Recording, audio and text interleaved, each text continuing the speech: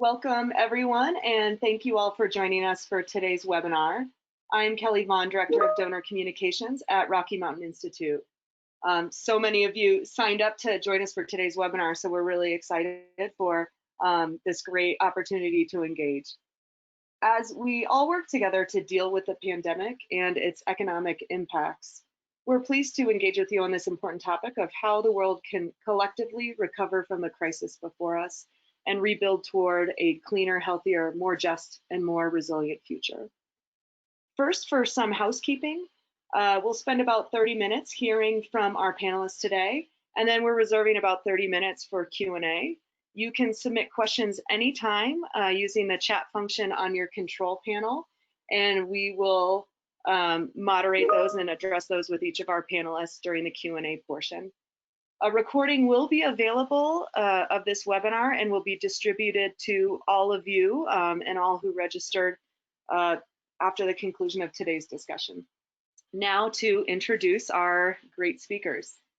Today we're especially pleased to be joined by Todd Stern. He is a senior fellow at the Brookings Institute and a Rocky Mountain Institute trustee. He's formerly the US Special Envoy for Climate Change.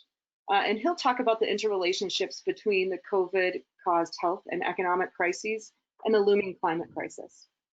We'll also hear from Rocky Mountain Institute's Chief Executive Officer, Jules Kortenhorst, who will introduce RMI's new Green Stimulus and Recovery Report Series and offer his reflections on why green stimulus and recovery investments are a critical path forward from this crisis. Next, we'll hear from RMI Principal Carla Frisch and our Carbon-Free Cities and States program, who will discuss the recently released first report in our series, which presents the key principles that can guide stimulus and recovery investment and put us on a path toward global resilience. Finally, we'll hear from RMI Principal Uday Varadarajan from our electricity program about lessons learned from past stimulus efforts, and he'll share a specific recovery idea around debt forgiveness for decarbonization. And now I will hand it over to Jules. Thank you very much, Kelly, and good morning, good afternoon to everyone. Thank you all for joining us, and thank you for your continued attention and interest in the work that we do. At RMI, when the pandemic hit and we switched to work from home, we quickly focused our work to be as effective in this new setting as we've been trying to be in the previous period. The climate change challenge and the energy transition have not lost out in importance. They may be slightly on the back burner for some policymakers.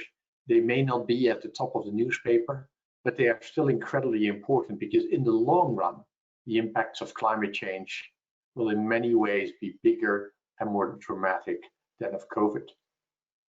And yet at the same time, we cannot start this conversation here today without reflecting on the pain and suffering that the pandemic has brought to people around the world. Just yesterday, this country passed a very sad milestone of 100,000 people lost to the pandemic. And our sympathy goes out to all of those who've been impacted here in the United States and around the world. RMI's focus on green stimulus and recovery started with conversations internally, also led by Uday and Carla, who've been involved in thinking about stimulus in 2008, 2009, when the world went through the financial crisis. We quickly realized, as many people around the world did, that there is a tremendous opportunity for policymakers to pivot their agendas onto stimulus in a way that not only deals with the pandemic and the economic implications of it, but also with long-term health, long-term resilience, and long-term sustainability. So that will be the subject of the discussion here this morning. The world now needs sustainability and resilient solutions for a post-pandemic future more than ever. And so I'm really pleased that you all have joined us and that we have such a prestigious panel here to discuss that. So let me now first hand it over to Todd Stern, our trustee and the former climate envoy for President Obama, Todd, keen to hear your thoughts. Thank you very much, Jules, and all of my RMI colleagues. I'm very glad to be here today. Very glad to be able to serve on the RMI board. It's a wonderful organization that's doing great work. I'm just going to make a few broad observations and then turn it over to the RMI team. As Jules says, we are in the midst of a crisis which is raw and tragic. I think that we mostly don't want to use the language of anything positive coming out of it, for sure, but we can and should focus on the thing that it will be enormously important for this country and the whole world, which is economic recovery, and on making that economic recovery consistent with the central lessons of the COVID crisis. And I think of those central lessons as essentially three. The first is that facts and science are absolutely real. They matter enormously. The days of mocking or making fun of what science is telling us should be behind us. Second, that planning and preparation matters. COVID is not at all a black swan. We have known for years that another pandemic was coming. They have happened all too often. Ebola, SARS, and others. And if you go back to the Obama administration, there was a lot of preparation that was done in the form of putting a pandemic office in place in the White House, which was unfortunately dismantled in the Trump administration. Planning, preparation matters. And climate change, by the way, if COVID wasn't a black swan, climate change is really not a black swan. If it's anything, it's a canary in the coal mine singing for all it's worth. I mean, it's hard to imagine any issue where we have had more warning.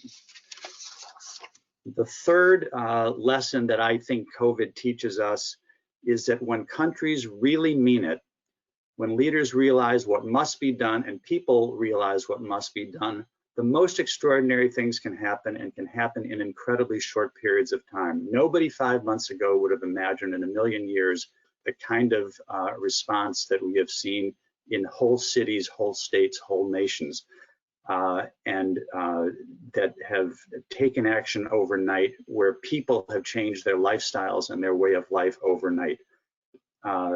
Now, if you think about that on the one hand, and think about the excuses that over and over get in the way of taking the kind of action we need on climate change. We can't get the gas guzzlers off the road because those are the cars that people like to drive. We can't decarbonize the fuel supply fast enough because oil and gas companies are too powerful. We can't massively retrofit buildings all over the country because that's just too difficult. What COVID has shown us is that we can do all of those things and a lot more if we actually believe it's necessary. Now, I think that COVID can have both positive and negative impacts in terms of combating climate change.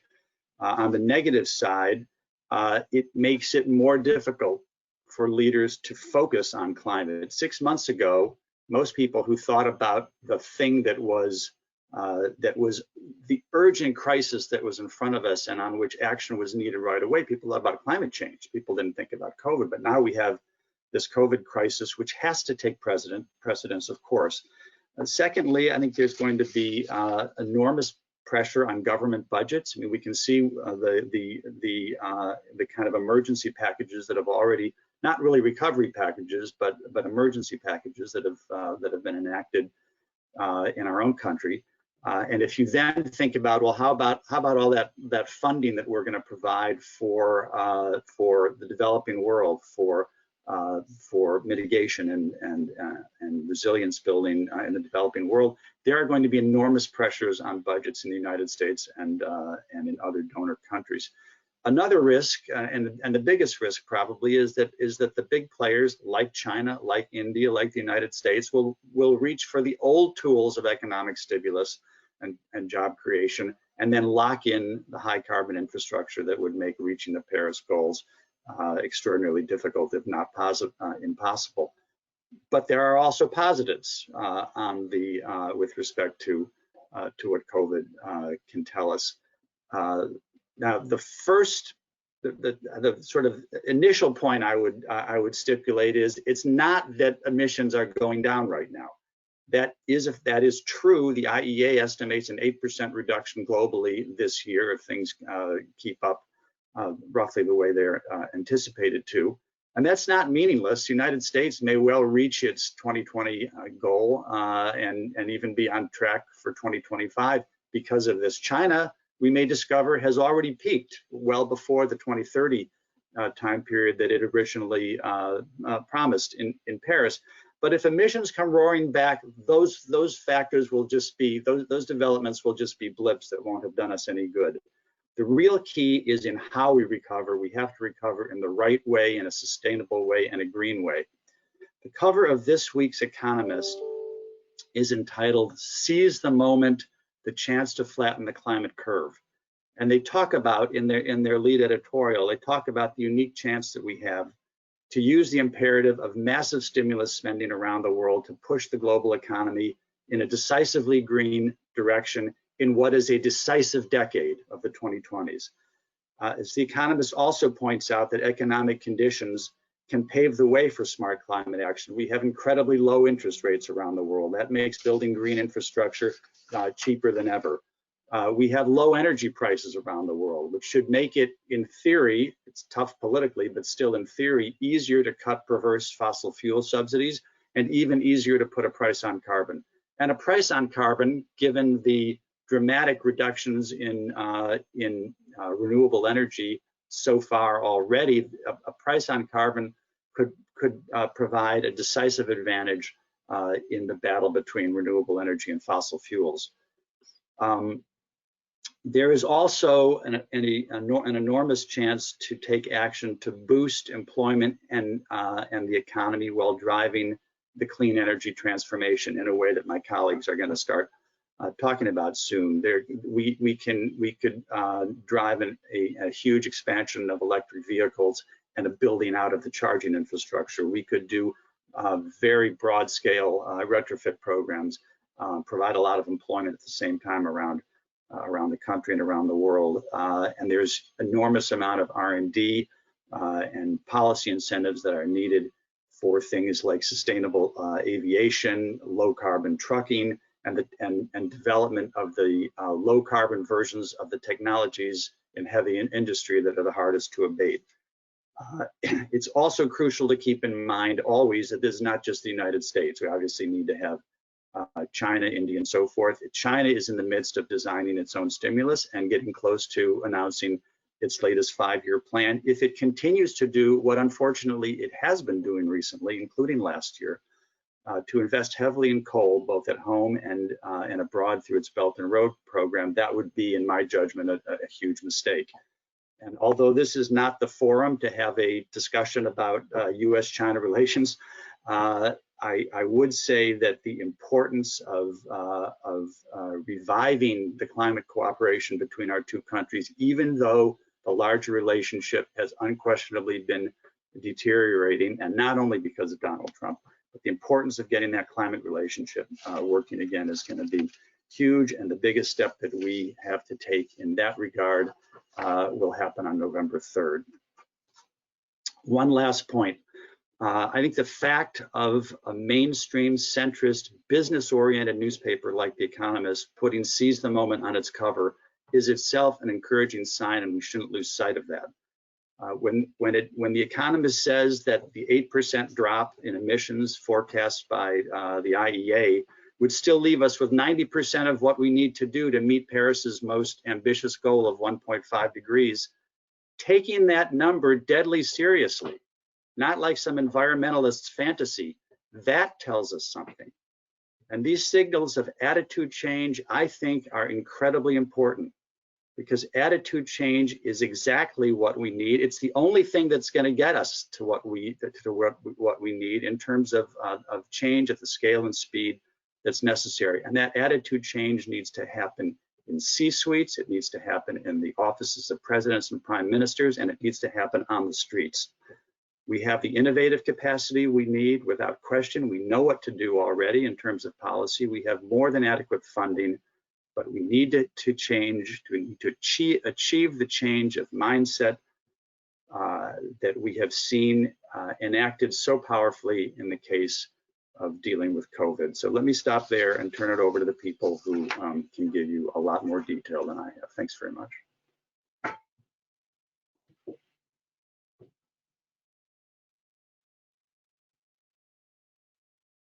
Carla, I think you're next.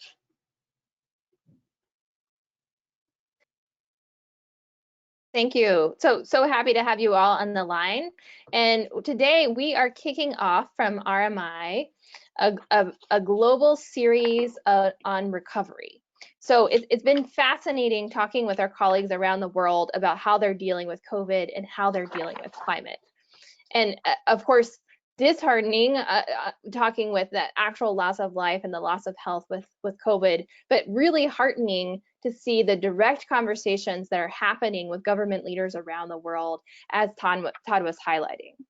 So at RMI, we started off with our Global Stimulus Principles report to ground ourselves and our partners in what's really needed around the world. And that includes prioritizing investments with the greatest job creation and economic growth potential. That's what we need immediately. And jobs and clean energy set us up for both short-term and long-term growth. For supporting public health and reducing air pollution, there's been a very clear link between air pollution and exacerbated COVID symptoms and outcomes.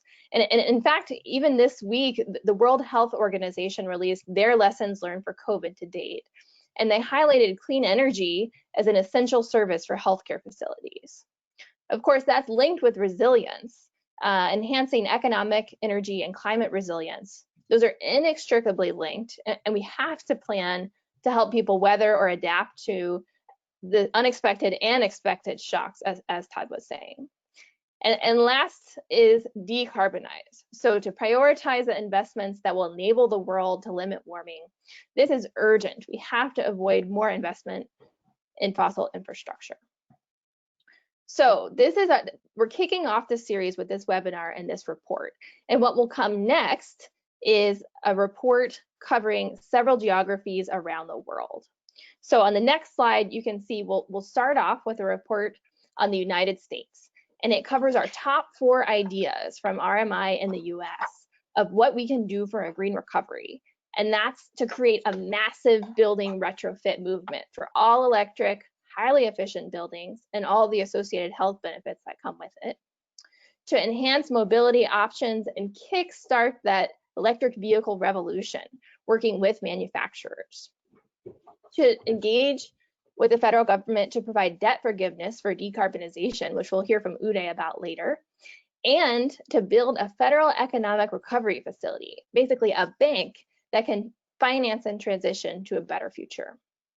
Then we'll hear from our colleagues in China, and they have dug into the lessons learned from the last recovery in China when an astonishing amount of cement was put in the ground, and that jump-started a 30% increase in China's annual emissions. They look at what's different now and what's needed now in China and what's possible. It's really exciting. And then we'll hear from our colleagues in the Caribbean. In the Caribbean, it's interesting in that the recovery is largely influenced by multilateral institutions. So in the Caribbean, they have some of the highest electricity costs in the world because of the reliance on centralized fossil.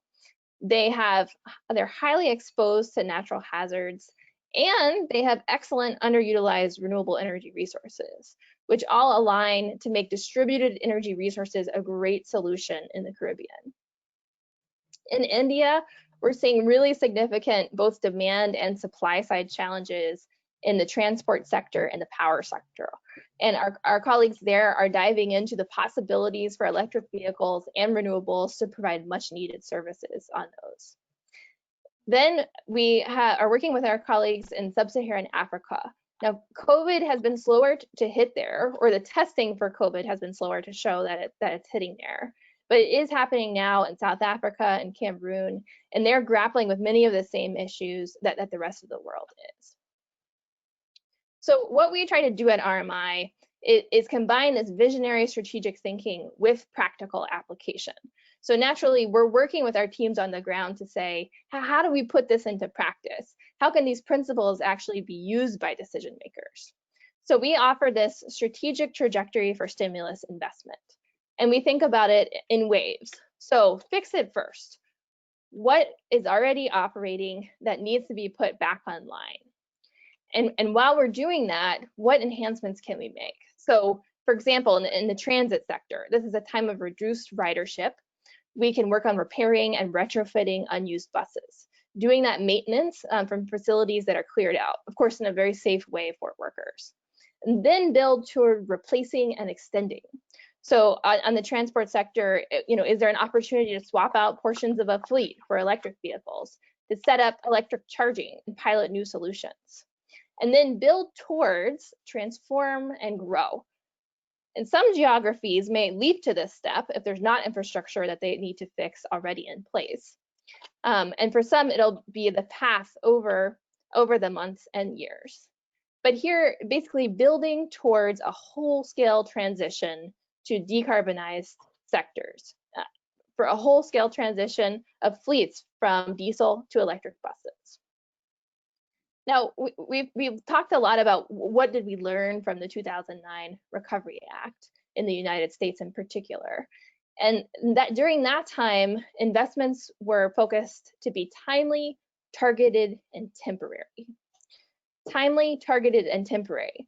Now, we do think a stimulus should be temporary, but it should also have this long-term focus, making a down payment on that future environmental, social, and economic sustainability. So we take those criteria and modify them to suggest that decision makers should focus on timely, targeted, and enduring. So what are the kind of investments that we can make that are enduring over time? And lastly, I'll share, I understand there's a lot of US cities on the line, and we're glad to have you on because cities and municipalities around the world are really on the front lines of the pandemic, just as they have been in climate action in many countries, making the decisions that work best for those citizens and keep their citizens the safest. So in our work directly with cities, we've come up with a few options that could help support direct recovery and also build toward long-term climate changes. So just a couple examples of those include moving toward automated and streamlining permitting and virtual inspections. So this could be for building new buildings. Los Angeles, for example, in 2014, moved to online permitting for solar panels. So you can get a permit to put on solar in just minutes. Another area is urban greening. I know that folks who have been living through COVID in cities have really enjoyed the green spaces that are still available to them. So growing those green spaces can create jobs that require minimal onboarding and provide great health and air quality benefits. Washington, D.C. has been a leader in that space, for example. And there's many more, but I'll just highlight lastly, moving toward high efficiency electric affordable housing, which can improve energy security, and putting that kind of housing in place can create 3 times as many jobs as investing in the fossil fuel sector and revitalize communities. So that's just a taste of what you'll see coming out from RMI over the next several weeks. We're excited to keep engaging with you all.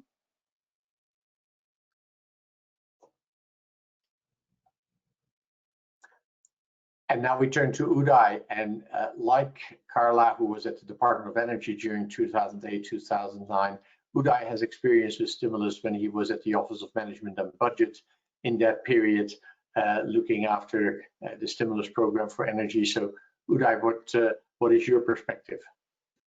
Well, thanks so much again for Carla and Jules and Todd for laying this up. And I think what I'm going to focus on here is a little bit of the lessons learned from the period in 2008 and 2009, and to talk a bit about how we can take those lessons learned and accomplish all the amazing things that Carla was outlining, some of building on the rationale that Todd, I think, laid out for why sustainability is such an important piece of the recovery. And to do that, I think it's important to take a look at what was accomplished in the previous act and the previous stimulus period. From 2008 to 2009, both with Speaker Pelosi and Senator Reid, in Congress, as well as President Bush initially as the head of state, and eventually President Obama, there were a number of acts that led to a 30-fold increase in solar generation, a 3-fold increase in wind generation, 1 million homes weatherized, local building codes all around the country updated, 1 million EVs on the road from just one manufacturer supported.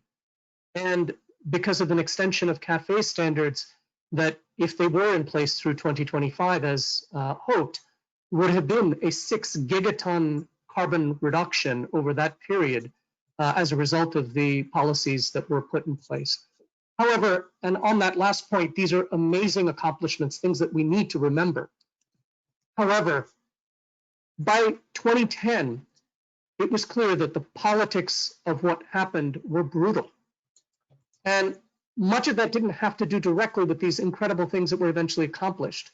But at the end, but as a result of how it was done, Main Street felt that it didn't work, that they were left out, that the bad actors were bailed out, and that certain special interests, in this case clean energy, were unfairly favored, with nearly 65% of the public thinking in 2010 that projects that were in the stimulus were included for political reasons, and that 75% of Americans thought that much of the stimulus money was wasted. We know that's not the case, but yet that was the perception that we were left with. That being said, the circumstances for this crisis are different from what happened in 2008 and 2009 in some very important ways that may lead us to some interesting lessons about how we can do this differently and still be successful in achieving the goals that we've outlined so far.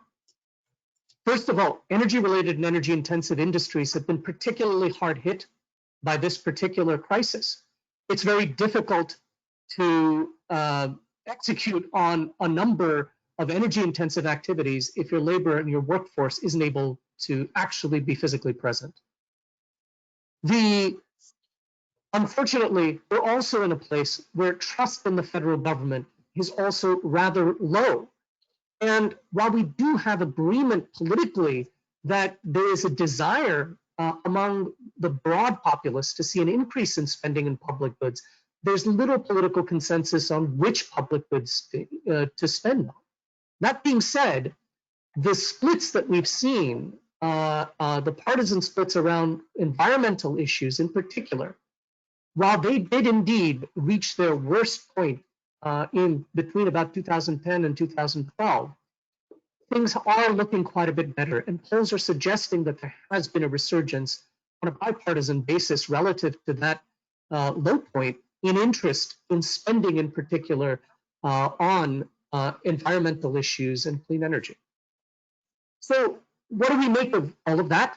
So there's some principles that we need to be thinking about if we want to see a recovery that is truly sustainable, both environmentally, but also economically, politically, and financially. We should be complementing the recovery and the relief that's going into place after this crisis is over. Avoid slowing it down. We definitely need to continue to do what Carla said, deliver jobs, to sustain really sustainable growth. But it's also likely important that we don't single out clean energy, that we don't leave behind those who weren't responsible, even the energy-intensive industries that we've been working with, and find ways to focus on economically and politically resilient efforts. And so what I want to briefly end with is one concept that we've been discussing for how to actually do this in a future stimulus or recovery package.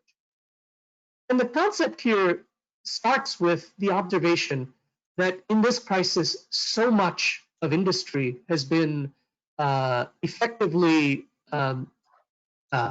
curtailed as a result of the economic response, that the scale of federal support that's being deployed to support these industries which weren't responsible for the crisis is staggering. We're talking about a Federal Reserve whose balance sheet potentially is going to increase by on the order of $4 trillion, holding debt in companies and cities across the country. Well, some of that has been supported through the CARES Act, which provided $500 billion to support some of that lending to address the issue that lending may not eventually be paid back. So given that context, there's an interesting idea for how we can potentially build back or use the stimulus to build back in a way that might be more sustainable financially as well as from an environmental perspective. And the concept here is, well, with all this debt the federal government has put out into the economy, really to try to address the economic crisis of dealing with the pandemic, one way that we might be able to build back sustainably is to actually forgive some of that debt if those companies and those energy intensive industries, many of whom are responsible for the bulk of emissions, engage in verifiable and additional carbon intensity and absolute carbon reductions, and do so in a way that involves a just transition. So the concept is that if we were to take advantage of the money that's already gone out the door and the enormous balance sheet that the Fed has accumulated to offer debt forgiveness contingent on carbon reductions, we could offer a stick while companies are able, instead of offering a stick, we could offer a carrot when companies are able to recover that allows them to have an incentive to build back in a way that's ultimately going to be consistent with reducing carbon rather than increasing it in the years after this crisis starts to abate. This could be a tech-neutral, economy-wide way to effectively build in a relative carbon price if we do this in a competitive fashion. And it could be done in a way that builds in just transition. It would be effectively debt forgiveness that allows these entities to support that transition directly. We could further supplement it with loan guarantees and financing programs that provide additional finance if it's needed to build out the clean. So the concept here is something that could build on the challenges that we faced and that the companies around the country are facing, but using some of those challenges to find a way to deploy a carbon price with a carrot rather than a stick to build us back better and to provide the incentives that the companies around the world that are now idled, give them an incentive to come back and do some of the big things that we've been talking about. Thanks so much. Fantastic. And thank you, Uday, and all of our speakers for your fantastic perspective. We are ready for our Q&A portion of the agenda. And I'd like to start by posing a question to Jules. Jules, obviously, we are releasing this stimulus package of reports around different geographies, but seeing as the EU just launched their first Green Deal today, tell me a little bit about the perspective from the European Union on this topic. Yes, Kelly, and I think that's a relevant insight in thinking about the principles that our first report lays out. How do you think about the stimulus package post-pandemic from the perspective of job growth and economic growth, from the perspective of public health, from the perspective of long-term economic, energy and climate resilience, and then from the perspective of climate change. And if you look at what the EU has released today, they are making a very loud statement, in my view. They are saying, look, this is an incredibly significant pot of money that will drive the recovery of the European economy, but it will also put the European economy on a very different trajectory from where it has been, on a trajectory towards net zero by the middle of the century and 50% reduction in emissions by 2030. So in balancing these principles that we laid out in the report we published last week, the EU is clearly betting that emphasizing that decarbonization and emphasizing the future sustainability of the economy will also help drive job growth, will also help economic growth, and above all, in some ways, will help position the European economy for long-term sustainability and competitiveness. And it goes back to the point that Todd made in his opening comments. This is an important moment for regions around the world to think about this. China is obviously considering this, and the US is considering this. And how is this going to play out? The European Union in some ways has put down the gauntlet and said, we're heading in this direction. We're going up the mountain of decarbonization and green growth. And it will be interesting to see what comes out of China over the next couple of weeks and how that leads to reflection here in the United States about what is important for the stimulus here in the United States to compete in that new economy, in that green economy, or to stick with the old. I'd be interested in your views, Todd. You've dealt a lot with the Chinese, you know them well. How do you think they're going to react on this, and what does this mean for the United States? Well, I couldn't agree with you more, Jules, about the importance of what the EU has done. And as you say, in throwing down that gauntlet, the EU and the US combined account for a very large share of Chinese, for that matter, Indian also exports. So there's market power there. I don't know what the Chinese are going to do. I mean, I think that it's a huge question. There have been all sorts of various dialogues going on a track 2 basis. I've been part of some of them recently, but it's a $64,000 question. I mean, they have been both in recent years and continuing even up till now, continuing through last year and quite plausibly going forward, been both doing enormous expansion of renewable energy, but also continuing to build coal. And they did that even just in this past year. They have expanded their coal fleet internally, and perhaps even as a bigger issue, done enormous coal building along the Belt and Road. Belt and Road Initiative has actually great potential if it really followed the green principles that they have articulated, the non-binding green principles that they articulated.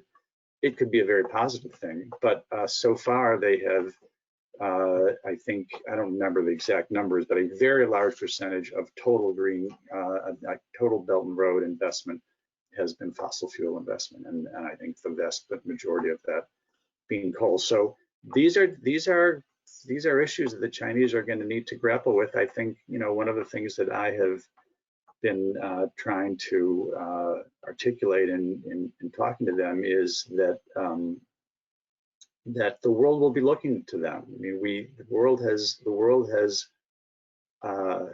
is focusing more now on climate goals, and indeed, in a kind of enhancement of those climate goals from Paris than ever before. The Paris goal is well below 2 degrees with the kind of best efforts for 1.5. An awful lot of the world now is looking at 1.5 and saying we've just got to do that in light of what we're facing. And anybody who's going to stand badly in the way of that is going to suffer for it, I think, in terms of global opinion. And China has something like 28% of global CO2 emissions from energy and industry, and they're going to have to step up. But obviously, the U.S. has been nowhere, has been absent without leave at the federal level in recent years, and that's either going to change dramatically or not change dramatically on November 3rd. And there really isn't anything with regard to climate change in the world that is going to be more consequential than that day. That's my view. Great. Moving on, a few of our questions address the role that local jurisdictions play and the fact that amid this pandemic, many are extremely cash strapped and have budget limitations to address climate concerns. What are recommendations that you would give local leaders on opportunities to fund this type of recovery effort? And what role do you feel maybe coalitions of cities and local jurisdictions could possibly play in banding together to set common priorities and move some of these recommendations forward? I can jump in there and share some observations. I mean, with cities and states around the world, but particularly in the US, there are real budget constraints. So they have to balance their budgets and they can't necessarily go into debt. So the financial strife that they're in right now is real. And what we hear from many is that they are looking for federal support, and that they hope to see that coming from the federal government. When we talk with cities, we think about three categories of recovery here. First, there's what should they be asking for? And I think they're standing up, and through coalitions like Climate Mayors speaking up to say, hey, this is what we need, federal government. Then there's, okay, if there is an opportunity to get recovery funds, as we're seeing from the EU package, the India package, and other countries which are providing direct support to those subnational entities, to prioritize those investments across jobs, across economic recovery, and across emissions. So building into that trajectory. And then the third category is really what's already underway that can help with COVID and climate that we should be sure to protect. So on our public transit systems that are already helping reduce emissions, on some of the resilience for healthcare facilities. So to make sure that we're protecting those types of activities that could be hurt from reduced budgets, from reduced tax incomes to municipalities. So there's a lot of opportunities there, and we do look forward to continuing to engage on this topic in much more depth through the American Cities Climate Challenge, where we work directly with cities, through America's Pledge, and through our partners with subnational coalitions in Mexico, Argentina, South Africa, Japan, through the Alliances for Climate Action. This is Uday. Apologies. If I could add one more point to that, I would note that because of the Federal Reserve's massive expansion of municipal debt holdings, a forgiveness program there could be, again, mutually beneficial both to the interests of the cities in moving on climate and to deleverage after this massive fiscal challenge that they face. Yeah, and I want to build on one more point that Carla made, and that is protecting the things that are important.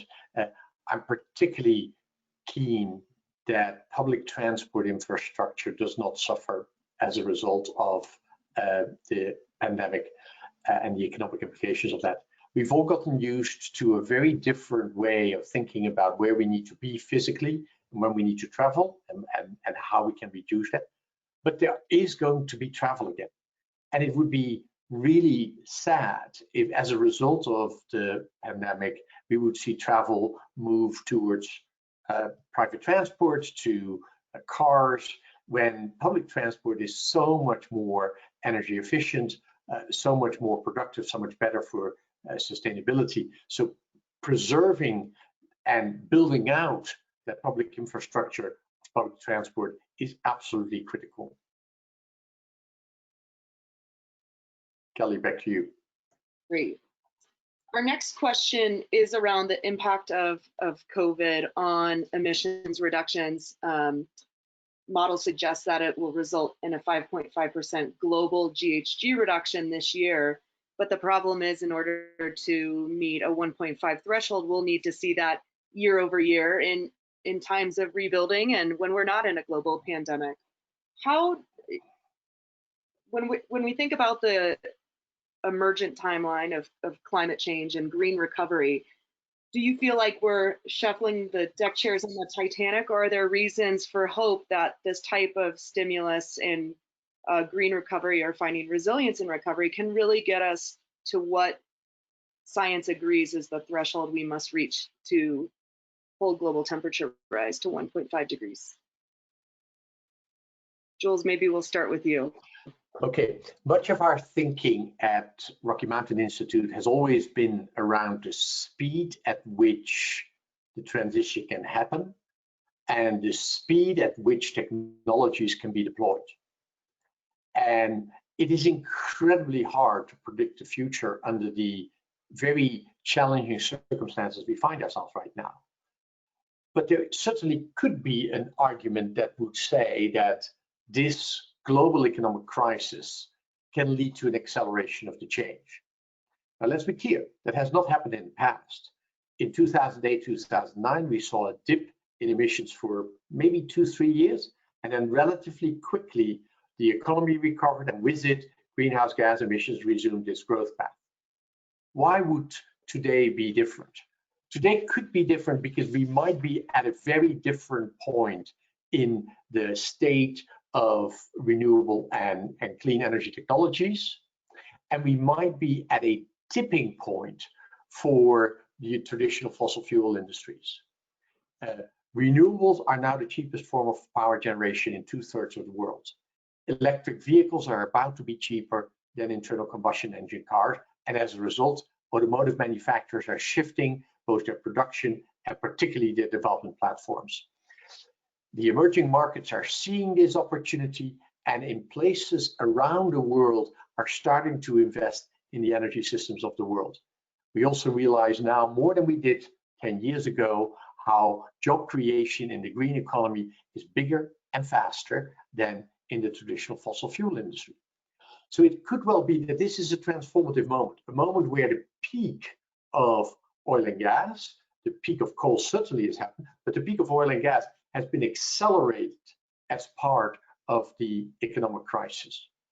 And in that case, it could well be that we shift on a significantly different part of the growth curve of the sustainable economy, that we have moved from that flat part of the S-curve to the steep upwards part of the S-curve. So do we know for sure that this is going to happen? No. Is it possible? I think absolutely.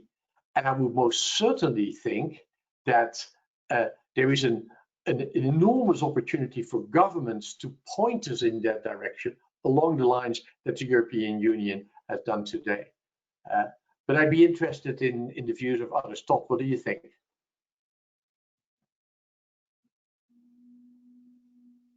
I share your views very broadly, Jules. You know, I think that the capacity is there.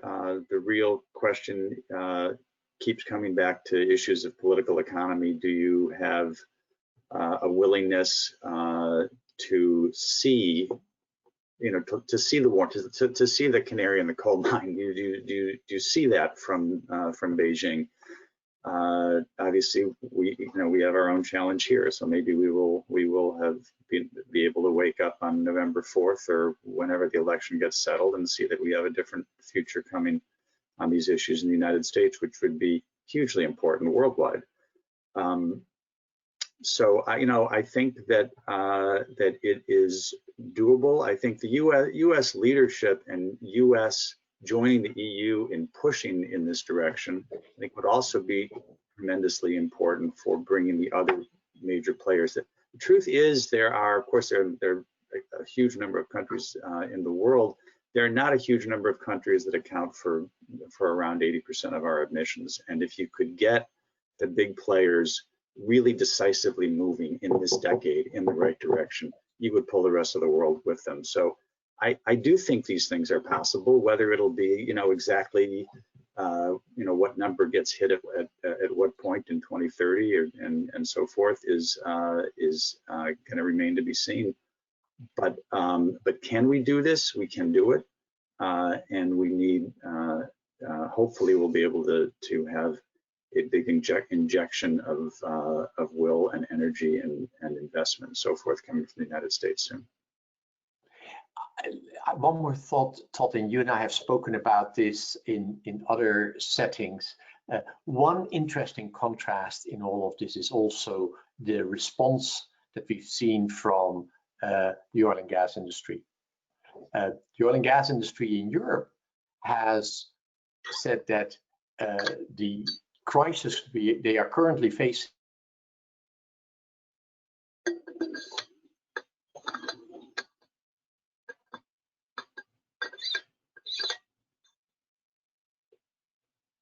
I think we've had Jules's line freeze. So I am going to pause on that and address another question while we're waiting for him to come back online. Uday, there's a few questions around the specific. 2019 might be of a peak oil. And so could it be that also there the perspective of the United States is dramatically different? Because this week we saw in the general meetings of Chevron and Exxon not at all an awareness of this transition, which we're seeing with European oil and gas majors in a more dramatic way. Food for thought. Kelly, back to you. Great, thanks, Jules, and apologies, you cut out for a second there, so I'm glad we're able to get you back on. And Uday, a few questions have come in about your concept specifically. There's, I think, a great deal of interest in it as a concept and some questions around how it would actually be implemented and whether you feel like in today's political climate, what some of those barriers to implementation might be and how we have ideas to overcome those specific barriers. I do think that there is a challenge with taking any idea like this forward, but with this one, I'd say the way I've laid it out is perhaps the most expansive way that you could do it, but there are many variants of debt forgiveness that might be politically palatable even in this political environment. One option, for example, that I wanted to talk about, or I'm happy to sort of point to, is thinking about particular sectors that may be more amenable to moving forward with something like this and may be willing to come to the table. And here I'm thinking about the electric utility sector, particularly cooperatives and municipals and public power agencies who may be seeing some significant challenges as a result of COVID shutdowns, loss in revenues and the like. And there is an opportunity here to pair managing that fiscal crisis that many of these very important service providers to some of the most vulnerable communities in the country are facing, with the opportunity to recover in ways that allows them to be more sustainable on a forward-looking basis. And my suspicion is that there would be openness to a number of these stakeholders who are spread across the country in red states and blue states and who need the relief. And the idea here is ultimately you wouldn't do this unless you believed that a relief program like this could lead not just to reductions in carbon, but reductions in rates and the burden of electricity costs on customers. And that's exactly what's possible and what would be, I think, the thing that makes this really interesting and something that can happen. And as Jules mentioned earlier, the electricity sector is in a unique place. Renewable costs have fallen so far that this is possible today. And that possibility is going to be hard for anyone on any side of the political spectrum to ignore in the near future, particularly in the electricity sector. Do the same thing for regulated utilities. It's about how do we mitigate the significant burden of existing coal in regulated utilities across much of the country, for example. So there are opportunities here to save money for customers and enhance the recovery that I think could move forward. I'll highlight that this idea is featured in the US paper that we'll be publishing next week. But if you'd like a preview before that, you can go to RMI's blog, Spark, and search for Uday, and he has a blog explaining the concept. Thank you, Carla. And we will also be sure to distribute all of the resources that were mentioned on today's webinar in our follow-up email, which will not only include those links, but a recording of this discussion today. I want to start to transition us off, seeing that we have 5 minutes left. Carla, I'd like to get your perspective on a bit of a preview on what people can expect with these forthcoming reports on different geographies. Can you tell us a little bit about what those reports will entail and some of the biggest differences that we've observed across these geographies and maybe give an idea of a timeline for these releases? Right, thank you. We are really excited to share these reports with you all. And the series has really been designed to help with direct interventions that are needed on the ground in geographies in active conversations with governments. So we will start releasing them next week, with the US one first, followed quickly by China and the Caribbean. And then in those particular geographies, we are also working on the ground with leaders from governments, from multilateral institutions, and influencers of those decision makers to help get some of those concepts more actively into the discussion around recovery. So on that front, we welcome any help from you all in helping pick up some of these ideas and moving them through into more active conversation. Wonderful, thank you, Carla. And I think before we close, I'd love to get a final thought from each of our panelists to summarize our discussion today and leave our viewers with your perspective. So we'll start with Uday, Carla, then we'll go to Jules and Todd, and then after that, Jules will wish us goodbye. Uday, we'll start with you. I think we have a unique opportunity, and I think Jules put it fantastically. We're at this inflection point potentially. We don't know it, but we could be. And the opportunity we have with this stimulus or with moving forward with green recovery is to actually tip the scales. And can we do that in a way that brings some of the folks who are currently emitting carbon along? Can we give them the incentives they need to make that change? And I think we're in a unique place where the technologies advance so that that's a very compelling opportunity. It's what RMI for 30 years has been telling folks is possible, and it is possible today, and it can move forward and scale. I'm excited to engage with all of you all to figure out how we can do that. Absolutely. We talked some about the emissions reductions that are happening right now due to economic disruption. And that is absolutely not the way that we want to see emissions reductions. What we're looking for is a global wholesale transformation of our economy to something that's long-term sustainable from an economic perspective, from an environmental perspective, and from a social perspective. And we're in an interesting time of having that conversation and bringing those ideas forward. And I'll just highlight that, like, even in the past weeks and months, we've continued to see new announcements on climate and energy at a time when you might not think that's happening. But what we are recognizing is that local leaders, state, city, municipality leaders around the world really see the tie between climate and health, and how moving forward with those climate programs is helping with health outcomes. So thank you. These are wrenching times, and whatever everyone is dealing with on the family front, on the health front, as a result of the pandemic, on the economic front, is either going to be alleviated to some extent or exacerbated by the choices that governments make, pointing the world into the direction of a sustainable future. And so from my perspective, the work that Carla and Uday have been spearheading at RMI points us in the direction of making sure that that is a more sustainable future that is more just for people around the world. Todd, you're on mute.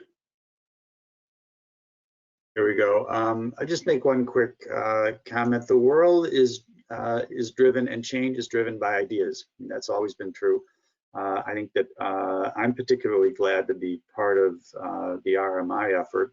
It's the organization I chose when I left the State Department to associate myself with. I think that I can't vouch for whether the debt forgiveness idea that Uday is talking about is one that can take flight politically, and whether that can work. But I think it's an enormously interesting idea, and it's one that sounds quite promising. And I think that's the kind of thing that gets generated by this organization. And not trying to make a sales pitch for RMI. I'm just trying to focus on the kind of thinking that is going to be necessary if we are going to do the really monumental things in an incredibly short space of time that we have. And so I think everybody should be encouraged by the fact that that these are challenges that can be met, but they have to be met by good thinking and good technology and good ideas. So so keep the faith, and by that attitudinal change that I talked about, which, as you remember, happens not only in the C-suites and the Prime Minister and President's office, but on the streets. So we have to make that happen. Thank you, Todd, for those kind words, and they remind me of Anne Marie's famous saying, "We have to apply hope. Let's all apply hope to this transition." Everyone on this call, thank you so much for being with us today. We appreciate your time and attention. We hope that this has been informative and useful for you. We are going to continue to do detailed work on what is useful in each of the geographies, and you will see those reports released over the next couple of weeks on our website at www.rmi.org. If you go to that website, you can also find an opportunity to contribute to our work. All of the work we do is made possible by the generosity and partnership with our donors and financial supporters, bringing about a clean and prosperous, secure, low-carbon future. We hope that what you heard here today might motivate you to join us. There's no better time than now, because we have an incredibly generous matching gift from Richard Landers, a longtime supporter of Rocky Mountain Institute, who has very generously increased his spring donation to $150,000 to match every dollar that you are donating to RMI by 50% from his side. So now would be a great time for you to help us with our work. In these uncertain times, I wish all of you, your family, your community, to stay safe and healthy. And once again, thank you for being with us this morning. Thank you. Thank you, everyone. And that concludes our webinar for today. We will be distributing a recording, and we appreciate everyone's time. Stay healthy and stay safe. And thank you for standing with us to drive a clean, prosperous, and secure low carbon future.